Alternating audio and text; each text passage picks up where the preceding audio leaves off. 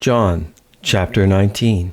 Then Pilate therefore took Jesus and scourged him, and the soldiers plaited a crown of thorns and put it on his head, and they put on him a purple robe, and said, Hail, King of the Jews!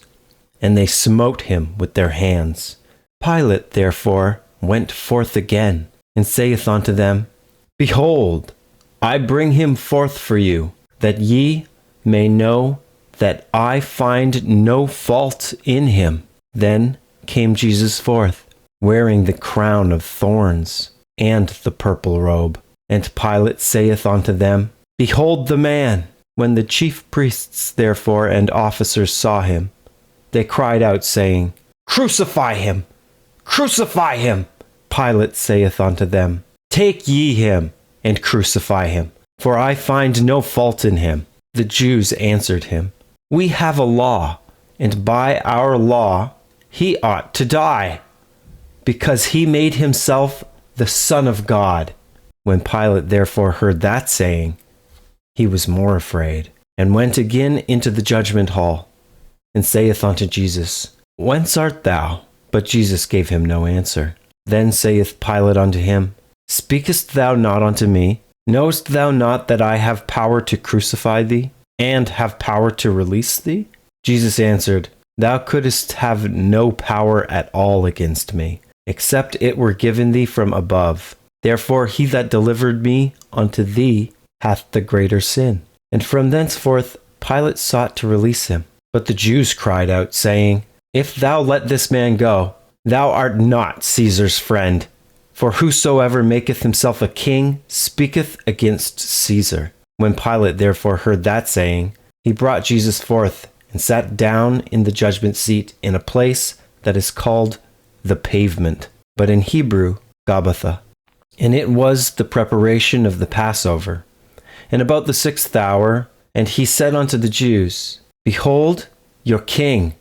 But they cried out, Away with him, crucify him. Pilate saith unto them, Shall I crucify your king? The chief priests answered, We have no king but Caesar. Then delivered he him, therefore, unto them to be crucified. And they took Jesus and led him away.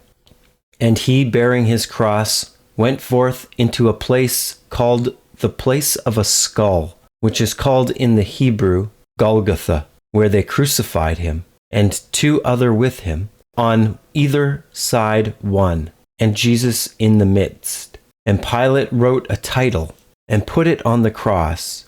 And the writing was, Jesus of Nazareth, the King of the Jews.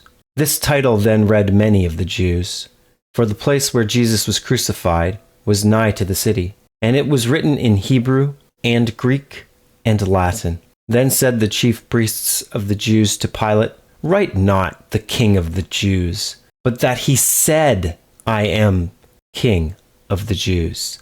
Pilate answered, What I have written, I have written. Then the soldiers, when they had crucified Jesus, took his garments and made 4 parts, to every soldier a part, and also his coat. Now the coat was without seam, woven from the top throughout. They said therefore among themselves, Let us not rend it, but cast lots for it, whose it shall be, that the scripture might be fulfilled, which saith, They parted my raiment among them, and for my vesture they did cast lots. These things therefore the soldiers did. Now there stood by the cross of Jesus his mother, and his mother's sister, Mary, the wife of Cleophas, and Mary Magdalene.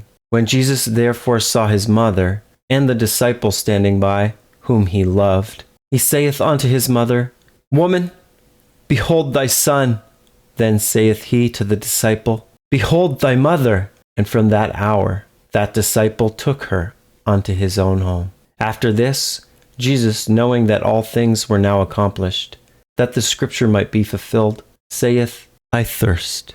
Now there was set a vessel full of vinegar, and they filled a sponge with vinegar, and put it upon hyssop, and put it to his mouth. When Jesus therefore had received the vinegar, he said, It is finished. And he bowed his head and gave up the ghost. The Jews, therefore, because it was the preparation, that the bodies should not remain upon the cross on the Sabbath day, for that Sabbath day was an high day, besought Pilate that their legs might be broken, and that they might be taken away. Then came the soldiers, and brake the legs of the first, and of the other which was crucified with him.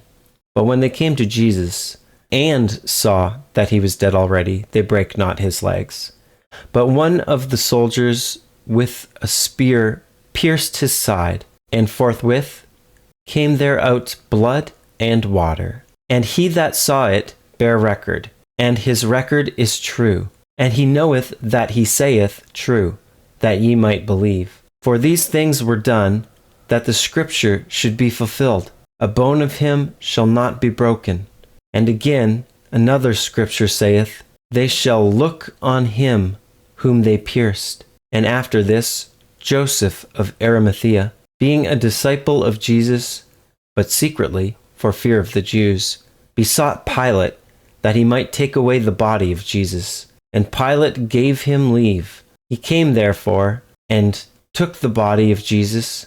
And there came also Nicodemus, which at the first came to Jesus by night, and brought a mixture of myrrh and aloes, about 100 pound weight. Then took they the body of Jesus, and wound it in linen clothes, with the spices, as the manner of the Jews is to bury.